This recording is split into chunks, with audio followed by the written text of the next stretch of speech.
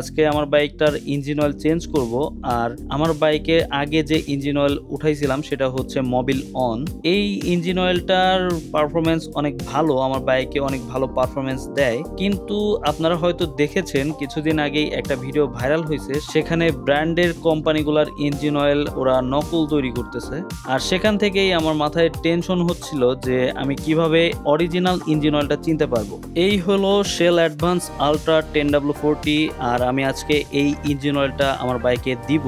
আর এই ইঞ্জিন অয়েলটা বারকোডের মাধ্যমে চেক করা যায় যে এটা অরিজিনাল কিনা। সো আপাতত অনেকটাই টেনশন মুক্ত থাকা যাবে এই ইঞ্জিন অয়েলটা বাইকে দেওয়ার পর থেকে।